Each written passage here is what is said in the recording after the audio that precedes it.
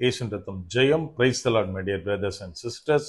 இந்த நாள்லையும் ஆவியானவர் உணர்த்தின காரியம், பிறர் வார்த்தைகளை சார்ந்திருக்கிறோமா?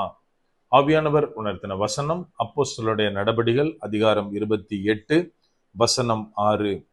அவனுக்கு வீக்கம் கண்டு அல்லது அவன் சடுதியாய் விழுந்து சாவான் என்று அவர்கள் பார்த்து கொண்டிருந்தார்கள். நெடுநேரமாய் பார்த்து கொண்டிருந்தும் ஒரு சேதமும் அவனுக்கு வராததை கண்டபோது வேறு சிந்தனையாகி இவன் தேவன் என்று சொல்லிக் கொண்டார்கள். Howbeit they looked when he should have swollen or fallen down dead suddenly. But after they had looked a great while and saw no harm come to him, they changed their minds and said that he was a god. Acts chapter 28 verse 6.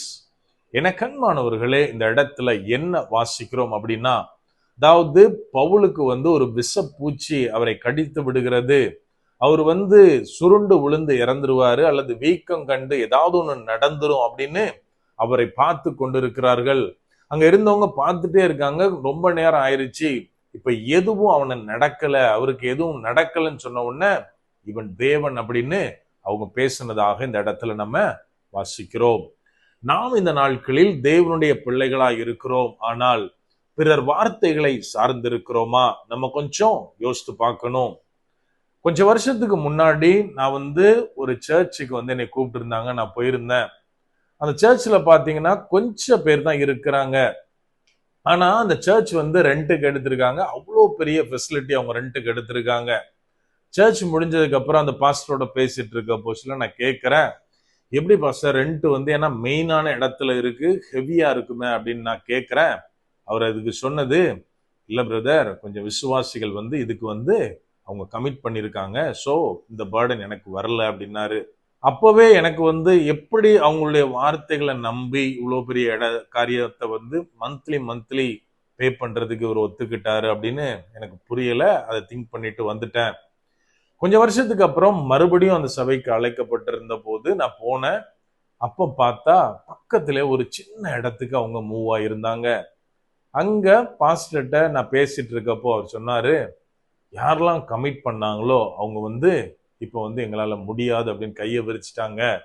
So அவ்வளோ பெரிய ரெண்ட்டை கொடுத்து சமாளிச்சு ஓட கண்டிப்பா என்னால முடியாது.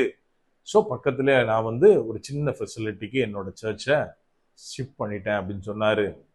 எனக்கு அன்பானவர்களை நம்ம நல்லா புரிஞ்சுக்கணும். அதாவது நம்ம எப்போ மனிதர்களுடைய வார்த்தைகளை நம்ம சார்ந்திருக்க ஆரம்பிக்கிறோமோ அநேக காரியங்களில் இந்த மாதிரி ஸ்ட்ரக் ஆயிருவோம்.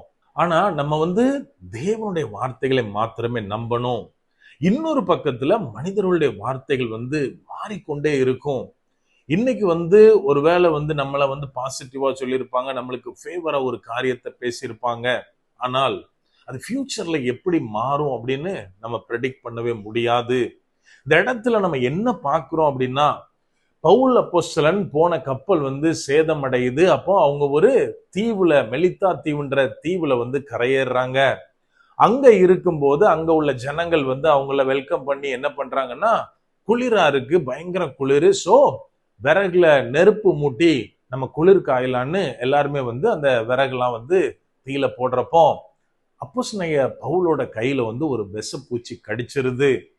இம்மீடியட்டா எல்லாரும் சொல்றாங்க, இவன் பாத்தியா ஒரு கடல்ல தப்பிச்சு வந்தான், அந்த கப்பல் உடைஞ்சி உனக்கு உயிர் சேதம் இல்லாம வந்தான், நல்லவன், பரவாயில்ல, தப்பிச்சுதான் நினைச்சோம். ஆனால் இப்படி இந்த பூச்சி கடிச்சதுனால கண்டிப்பா இவன் கொலைபாதகன் தான், அதனாலதான் மரணம் இவனை தேடி மறுபடியும் வருகிறது அப்படின்னு சொல்லி பவுல தப்பா சொல்றாங்க, நெகட்டிவா பேசுறாங்க.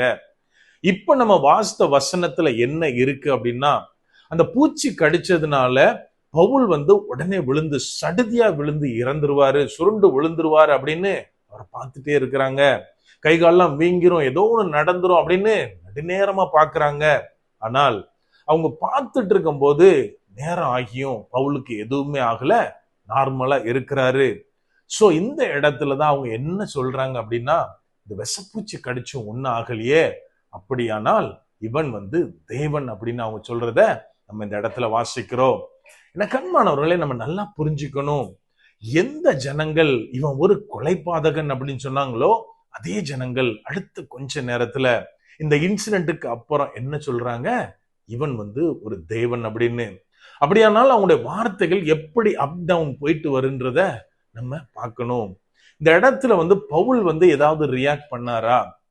அவங்க கொலைபாதகன் சொன்ன உடனே ஐயோ இந்த ஜனங்களை விட்டு ஓடிரணும், இந்த ஜனங்கள் பொல்லாத ஜனங்கள், இப்படி ஏதாவது ரியாக்ட் பண்ணாரா? கிடையாது. இன்னொரு பக்கம் அவங்க தேவன் சொல்லும் போதுலயும் அவர் சந்தோஷப்பட்டாரா? கிடையாது.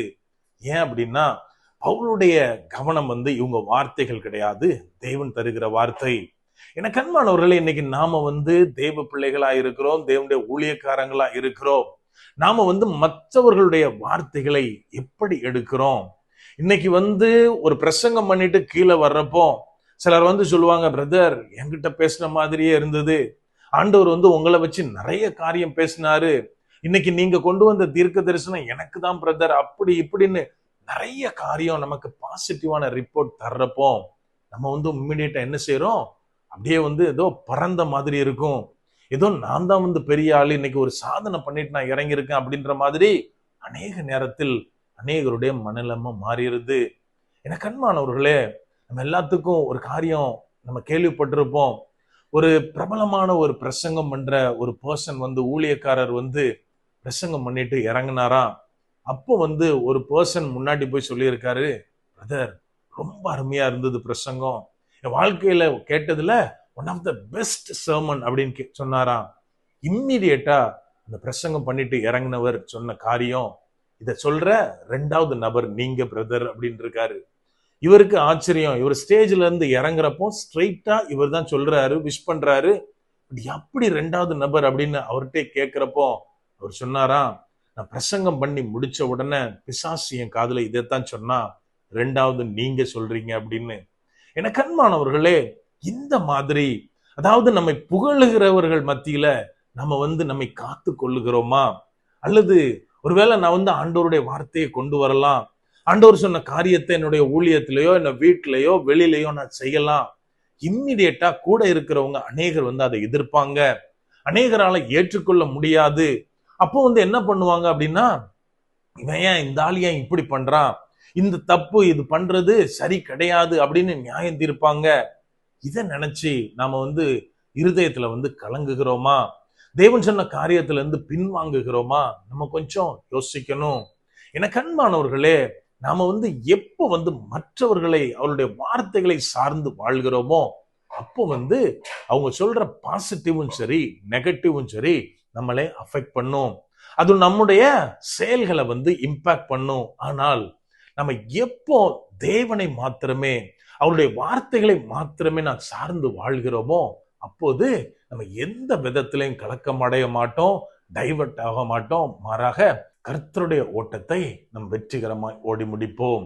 அப்படியே கண்களை மூடுவோமா? அன்பான ஆண்டவரே, இந்த நேரத்திலே அப்பா உம்மை நோக்கி பார்க்கிறோம். ஆவியானவர் நீர் எங்களோட இருக்கிறீர், அதற்காக நன்றி செலுத்துகிறோம். அப்பா, இன்னைக்கு எங்களை சுத்தி அநேக கமெண்ட்ஸ் எங்களுக்கு தரலாம் தகப்பனே. அப்பா, அவங்க தர்றது எங்களுக்கு பாசிட்டிவா எனர்ஜெட்டிக்கா இருந்தாலும் அந்த மகிமையை எல்லாவற்றையும் ஒருவருக்கு மாத்திரமே நாங்க செலுத்தணும் தகப்பனே. அப்பா, எந்த விதத்திலையும் நாங்க அந்த புகழ்ச்சியை எடுத்துக்க கூடாது. ஆவியானவரே, இந்த விஷயத்துல நாங்க ஜாக்கிரதையா இருக்க எங்களுக்கு உதவி செய்யுங்க. அப்பா, இன்னைக்கு நீங்க சொல்ற காரியத்தை நாங்க செய்யும் போது பேசும்போது அநேகரால நாங்க ஏற்றுக்கொள்ளப்படாம இருக்கலாம். ஆனாலும் தகப்பனே, நீர் என்ன சொல்லுகிறீரோ அதை மாத்திரம் நாங்க செய்ய, அதை மாத்திரமே நாங்க பேச ஆவியானவரே நீர் எங்களுக்கு பலன் தாங்க. அப்பா, அந்த தைரியத்தை எங்க ஒவ்வொருத்தருக்கும் தாங்க தகப்பனே. முற்றிலுமா எங்களை தாழ்த்தி ஒப்பு கொடுக்கிறோம், பலப்படுத்தி ஆசீர்வதிங்க. மீட்பர் இயேசுவின் மூலம் ஜெபிக்கிறோம். ஜெபம் கேளும் எங்கள் நல்ல பிதாவே. ஆமென். God bless.